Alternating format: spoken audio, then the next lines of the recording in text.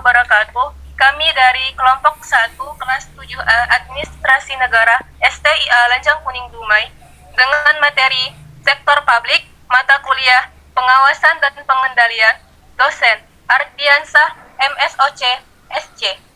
Baiklah, sebelum ke materi, saya Adriana Rahmah dan rekan saya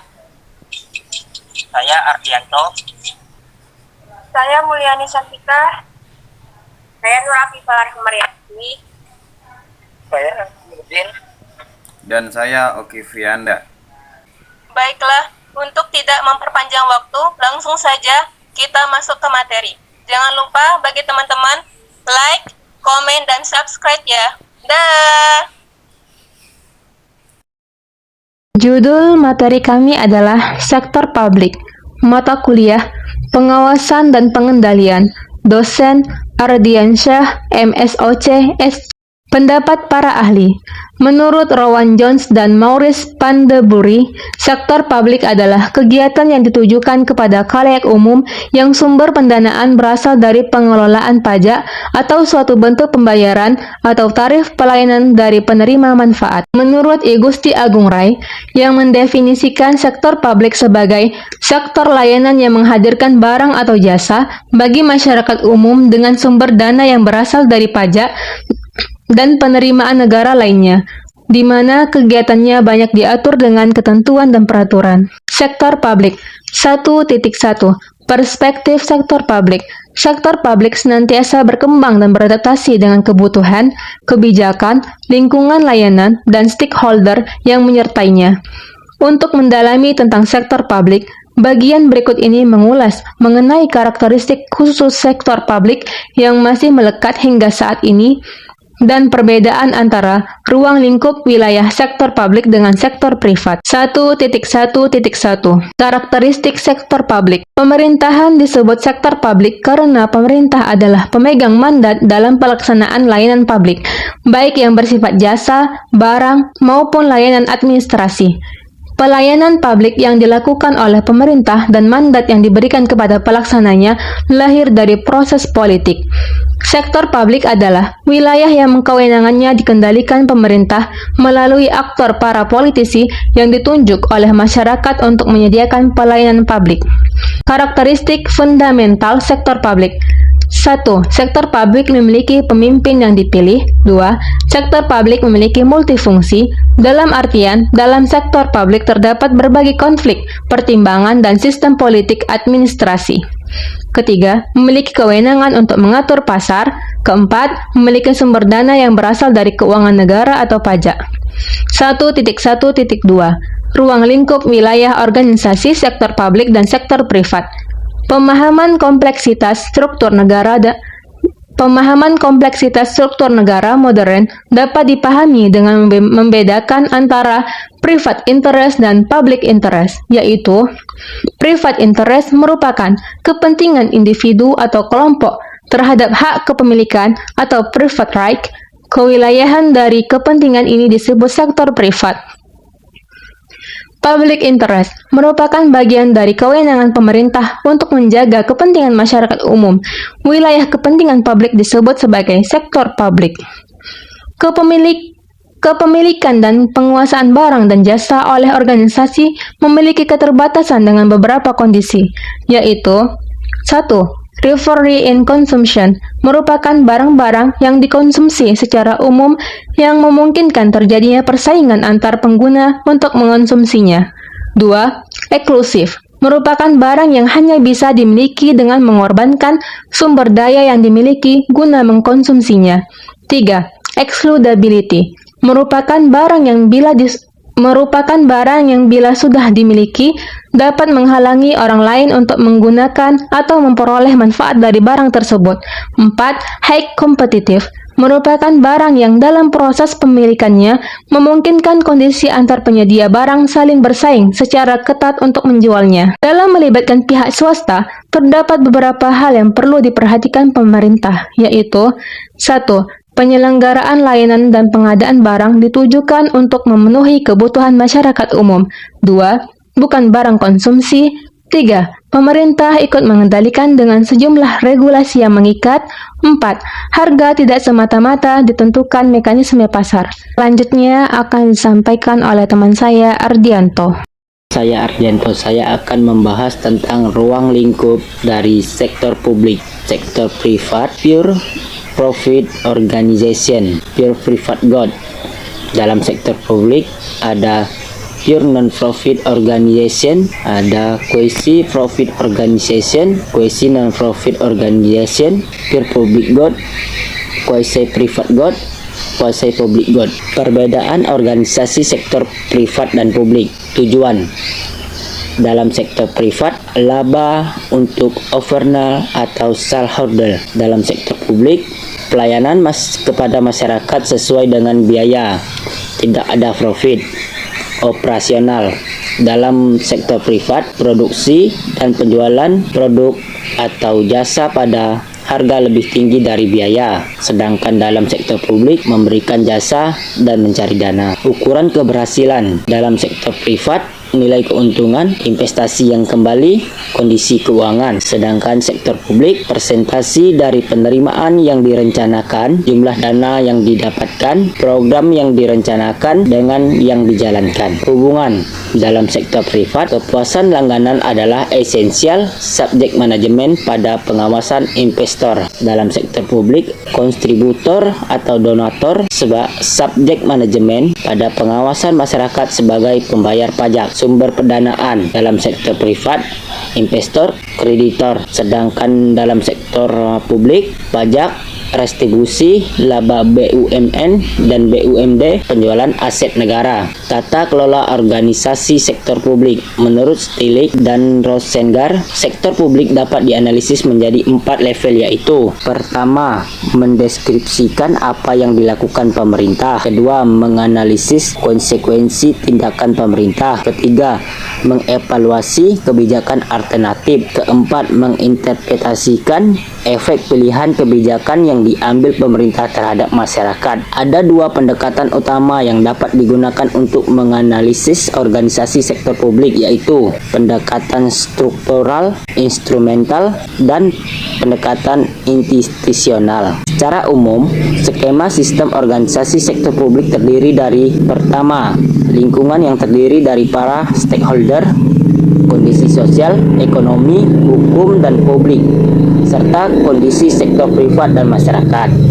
Kedua, para pengarah, pengawas, dan model tata kelola sektor publik. Ketiga, organisasi sektor publik yang menjalankan proses pengelolaan keuangan dari perencanaan strategis atau operasional, penganggaran, budgeting, pelaksanaan dan manajemen organisasi sektor publik, implementasi pelayanan publik, pengukuran dan pengendalian pelayanan publik, dan pelaporan. Stakeholder lingkungan dan pasar.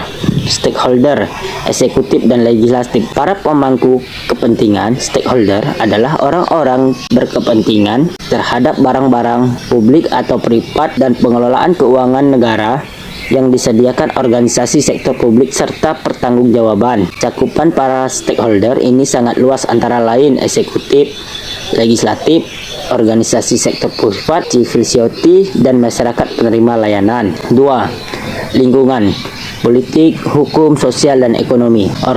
Organisasi sektor publik dipengaruhi kondisi lingkungan yang terjadi di masyarakat. Pengaruh ini dapat merubah input organisasi menjadi output pelayanan publik. Untuk meningkatkan kesejahteraan masyarakat dapat bersifat langsung maupun tidak langsung. Kondisi keuangan negara juga ditentukan oleh stabilitas kondisi politik, hukum, sosial, ekonomi, dan kondisi lainnya. Misalnya, ketika produktivitas masyarakat yang rendah akan menghasilkan pajak yang rendah pula. 3. Sektor privat. Sektor privat yang identik dengan pasar merupakan urat nadi dari kegiatan ekonomi suatu negara. Perekonomian negara yang baik akan berpengaruh terhadap keuangan negara lewat pajak. Sebaliknya, situasi pasar yang tidak stabil juga dapat mempengaruhi tindakan yang diambil organisasi sektor publik dalam memberi stimulus. Hal ini dikarenakan pemerintah sebagai pengendali ekonomi berperan dalam pasar untuk menjamin pasar berjalan dengan baik. Pemerintahan. Organisasi sektor publik biasanya mendapatkan sumber pendanaan yang berasal dari skema keuangan negara melalui pajak sebagaimana dijelaskan sebelumnya.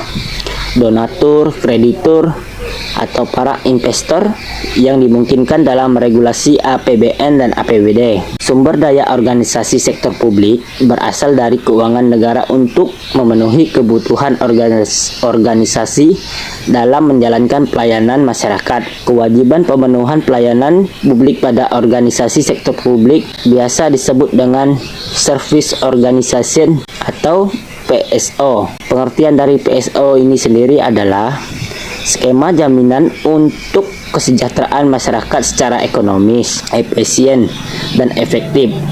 Untuk dapat memahami asal mula sumber daya organisasi sektor publik, diperlukan pemahaman terhadap keuangan negara, perencanaan strategis dan operasional, serta proses penganggaran budgeting. Baiklah, saya akan melanjutkan presentasi dari rekan saya. Yang pertama, keuangan negara. Keuangan negara dapat didefinisikan dalam berbagai perspektif, seperti akuntansi dan hukum ekonomi, tinjauan konstitusional, pandangan pelaksanaan, atau pengguna anggaran. Keuangan negara adalah keseluruhan undang-undang yang ditetapkan secara periodik yang memberikan kekuasaan pemerintah untuk melaksanakan pengeluaran pada periode tertentu dan menunjukkan alat pembiayaan yang diperlukan untuk menutup pengeluaran tersebut. Untuk memahami keuangan negara Indonesia, setidaknya ada 3 regulasi keuangan Indonesia yang dapat digunakan sebagai pemahaman awal, yaitu 1. Undang-Undang Nomor 17 Tahun 2003 tentang Keuangan Negara. Yang kedua, Undang-Undang Nomor 1 Tahun 2004 tentang Pembendaharaan Negara. 3. Undang-Undang Nomor 15 Tahun 2004 tentang Pemeriksaan Pengelolaan dan Tanggung Jawab Keuangan Negara. Yang kedua, rencana strategis dan operasional.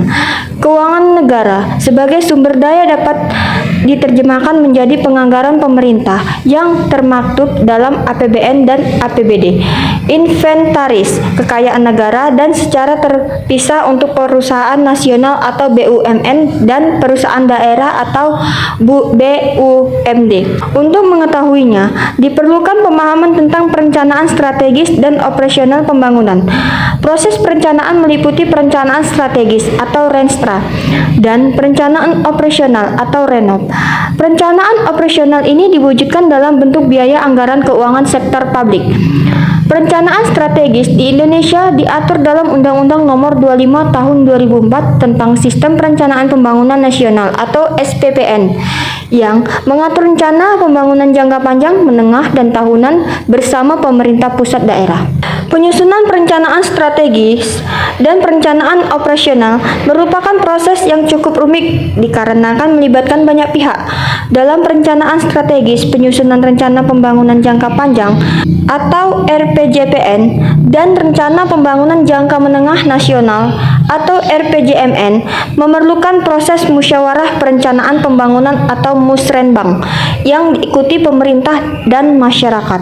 Dalam perencanaan operasional, pembentukan rencana kerja Kementerian Negara atau lembaga Renja KL yang merupakan rencana tahunan kementerian atau lembaga harus mengacu kepada rencana strategis kementerian atau lembaga dalam kurung Renstra KL dan mengacu pada rencana kerja pemerintah RKP yang merupakan penjabat rencana pembangunan jangka menengah nasional RPJMN. Yang ketiga, penganggaran.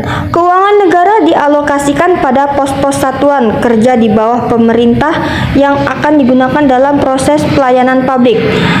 Anggaran atau budget didefinisikan oleh National Committee on Government Accounting atau NGGA sebagai rencana operasi keuangan yang berisi perkiraan pengeluaran yang direncanakan dan sumber pendapatan yang diharapkan untuk pembiayaan dalam jangka waktu tertentu. Dalam organisasi pemerintah, anggaran merupakan kesepakatan kebijakan yang menggambarkan keseimbangan belanja, pendapatan, dan pembiayaan dan ditetapkan dengan adanya payung hukum untuk kepentingan publik. Penganggaran juga dapat dijadikan sebagai acuan ukuran kinerja pemerintah. Namun, kehati-hatian diperlukan agar Penganggaran dapat terencana dan terkendali melalui akuntansi manajemen. Fungsi dari akuntansi manajemen antara lain sebagai berikut. Yang pertama, perencanaan strategis yang memuat tujuan dan sasaran yang bersifat fundamental. Yang kedua, perencanaan operasional yang memuat tindakan-tindakan yang harus dilakukan untuk melaksanakan rencana strategis. Yang ketiga, proses penganggaran dengan menentukan kebijakan, penetapan rencana sampai dengan penyusunan anggaran. Yang keempat, panduan untuk menganalisis, menyajikan atau melaporkan, dan menginterpretasi informasi-informasi yang relevan. Yang kelima, pelapor atas kinerja sebagai hasil dari kegiatan perencanaan pengendalian sebagai landasan tindakan evaluatif yang diperlukan. Hal ini sebenarnya tidak terlalu berbeda dengan akuntansi manajemen sektor privat. Namun, penganggaran sektor publik jauh lebih kompleks disebabkan ada proses politik di dalamnya secara garis besar.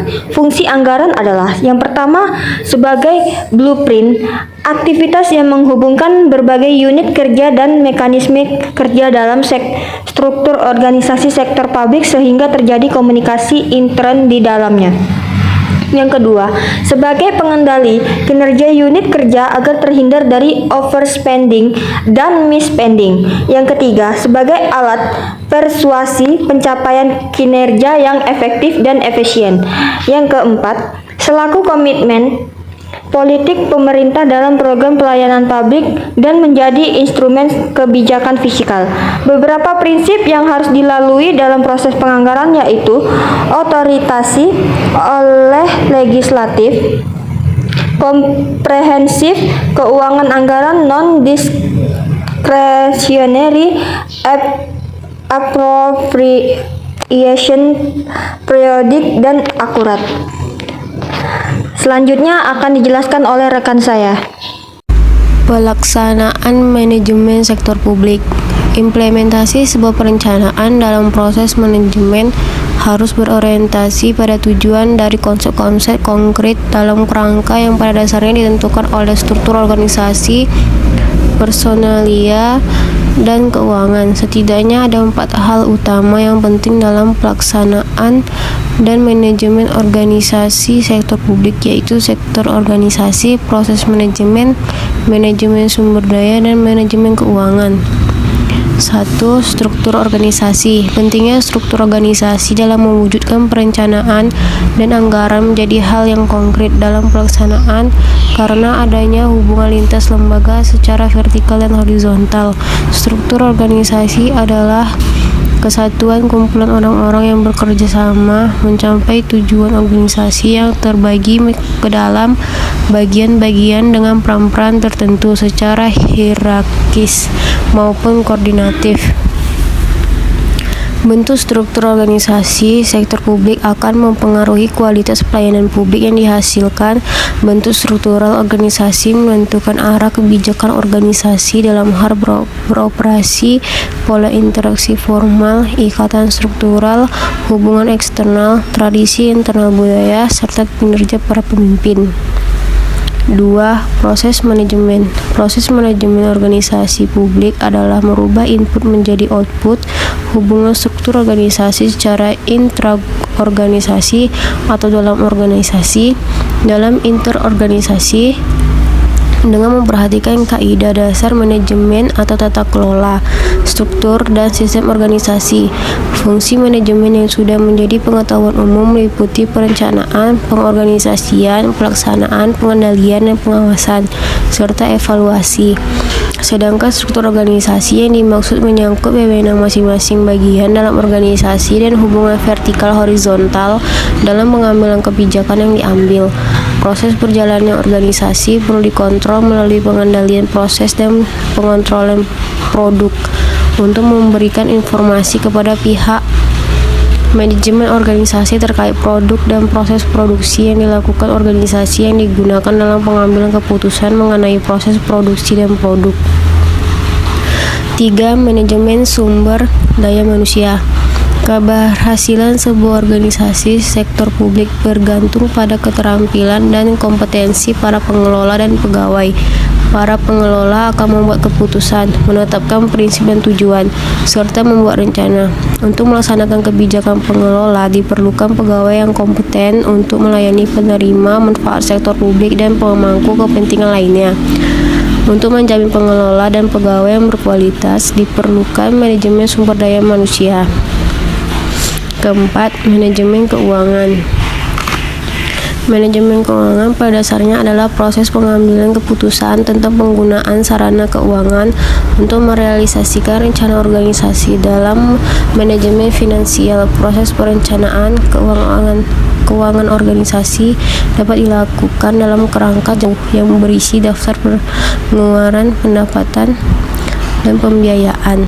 Pelayanan publik, pengendalian dan pengukuran. 1. Pelayanan publik. Organisasi sektor publik yang memproses input penganggaran dari pemerintah wajib menghasilkan pelayanan publik secara public service obligation atau PSO. Pelayanan publik merupakan suatu proses pelayanan kepada orang atau pihak lain berdasarkan kepekaan dan hubungan interpersonal sehingga dapat tercipta kepuasan dan keberhasilan. Pelaksanaan pelayanan publik memerlukan standarisasi pelayanan minimal yang biasanya disebut standar pelayanan minimal atau SPM. Menurut Peraturan Pemerintah Nomor 65 Tahun 2005 tentang pedoman penyusunan dan penerapan standar pelayanan minimal SPM adalah ketentuan jenis dan mutu pelayanan dasar yang harus dipenuhi. Beberapa pelayanan publik tidak hanya dibiayai oleh pajak yang dirumuskan dalam penganggaran, namun juga dapat dengan penerapan tarif pembebanan pelayanan publik. Pembebanan biaya dapat dilakukan secara umum dengan memperhatikan jenis barang dan jasa yang diberikan pertimbangan efisiensi keuangan organisasi sektor publik dan keuntungan. 2. Pengukuran dan pengendalian. Hasil dari bentuk pelayanan publik akan menghasilkan outcome yang dirasakan penerima layanan, misalnya pelayanan kesehatan yang diberikan oleh rumah sakit milik pemerintah guna menunjang harapan hidup dan kesehatan masyarakat. Dalam hal ini diperlukan proses pengukuran dan pengendalian untuk menjamin kualitas pelayanan publik. Penentuan pengukuran dan pengendalian pelayanan publik di Indonesia diatur dalam Undang-Undang Nomor 25 Tahun 2004 tentang Sistem Perencanaan Pembangunan Nasional. Hasil pemantauan ini diserahkan kepada Badan Perencanaan Pembangunan Nasional atau Bappenas dan Badan Perencanaan Pembangunan Daerah.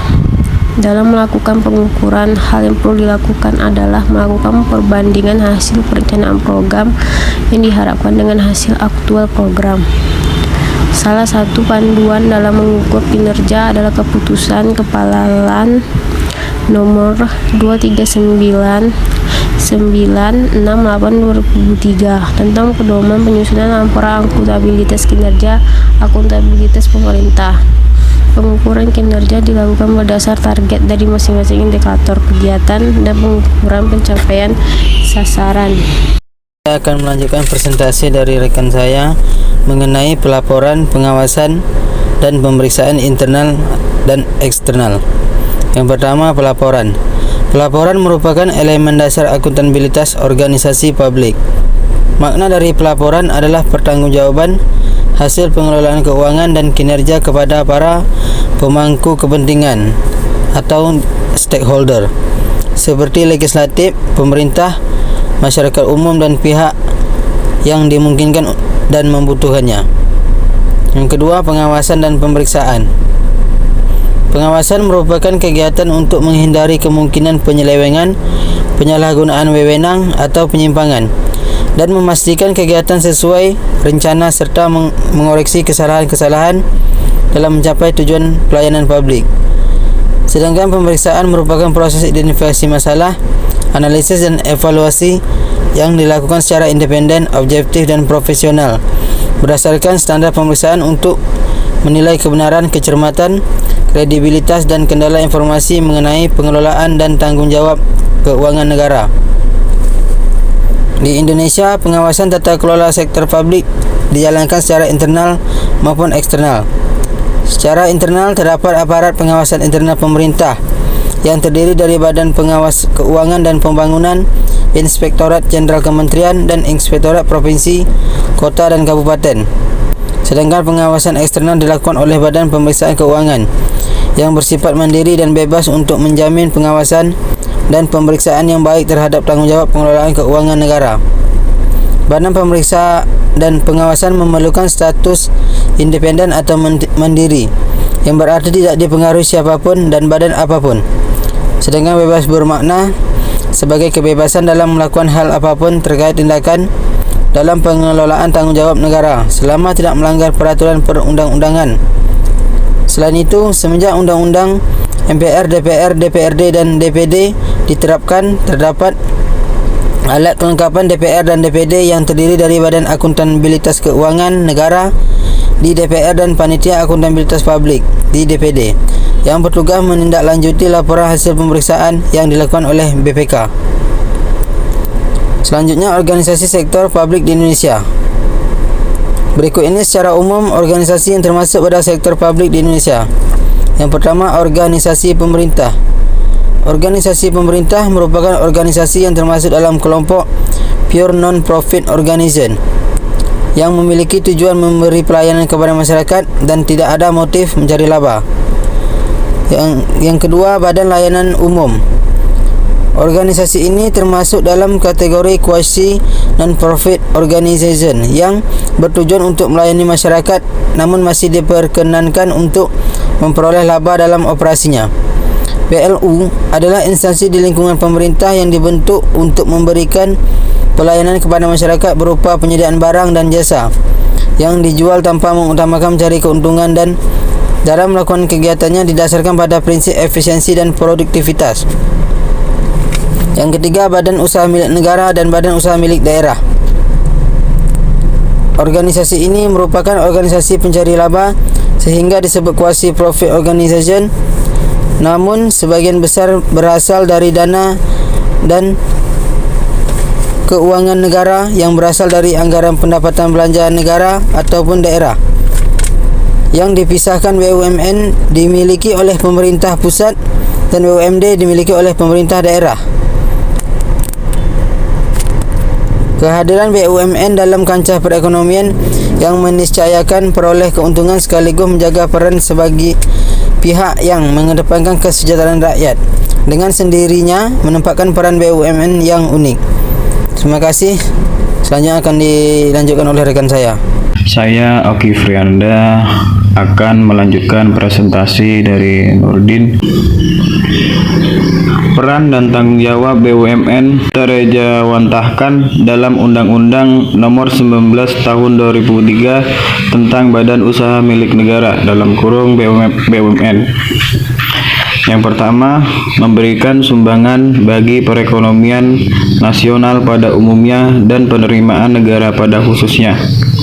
Yang kedua, menyelenggarakan kemanfaatan umum berupa penyediaan barang dan jasa yang bermutu tinggi dan memadai bagi pemenuhan hajat hidup orang banyak.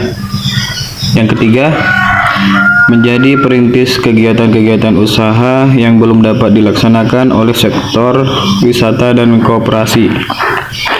Yang keempat, turut aktif memberikan bimbingan dan bantuan kepada pengusaha dan golongan ekonomi lemah, koperasi, dan masyarakat. Organisasi nirlaba. Organisasi nirlaba merupakan organisasi swasta yang tujuannya bukan untuk mencari laba, namun untuk pelayanan masyarakat. Sehingga organisasi ini termasuk quasi non-profit organization. Dana yang didapatkan dari organisasi nirlaba biasanya berasal dari anggota dan donasi. Namun keuangan negara dapat dikelola masuk ke dalam organisasi ini. Organisasi ini biasanya berbentuk yayasan, perhimpunan, organisasi profesi yang fokus pada kegiatan sosial kemasyarakatan. Badan usaha yang tidak semata-mata mencari laba. Badan usaha pada kategori ini pada dasarnya adalah badan usaha yang tidak semata-mata mencari laba, namun memiliki tanggung jawab besar baik dalam lingkup sosial dan lingkungan. Orientasi dasar badan usaha kategori ini adalah untuk mewujudkan pembangunan ekonomi berkelanjutan guna peningkatan kualitas kehidupan masyarakat, serta manfaat bagi badan usaha itu sendiri, komunitas setempat, dan masyarakat pada umumnya. Jenis badan usaha ini dapat memberikan tanggung jawab sosial, lingkungan, serta yang lainnya dalam bentuk corporate social responsibility. Menurut Askarwal tahun 1979, konstruksi corporate social responsibility memiliki 4 bidang yang terkait antara bisnis masyarakat (business society relation), yaitu A. Economic responsibility, B. Legal responsibility, C. Ethical responsibility, yang D. Philanthropic responsibility. Badan usaha yang murni mencari laba. Badan usaha ini yang murni mencari laba dengan tujuan mengejar keuntungan sebanyak-banyaknya demi memakmurkan pemegang saham yang memberi kemungkinan kerja sama dengan sektor privat maupun sektor publik. Organisasi pure profit organization ini dapat menyediakan barang dan jasa kepada publik dengan tetap mengikuti prosedur pasar dan mekanisme kerjasama dengan pemerintah yang membutuhkan barang dan jasa tersebut. Peraturan Presiden tentang perubahan atau Peraturan Presiden Nomor 16 Tahun 2018 tentang pengadaan barang atau jasa pemerintah. Regulasi terkait barang dan jasa mendorong terciptanya pasar pengadaan barang yang dikenal dengan e-katalog.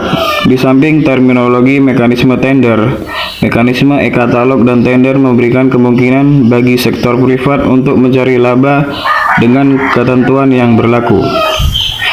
Sekian presentasi dari saya. Jika ada kesalahan dan kekurangan, mohon dimaafkan. Assalamualaikum warahmatullahi wabarakatuh.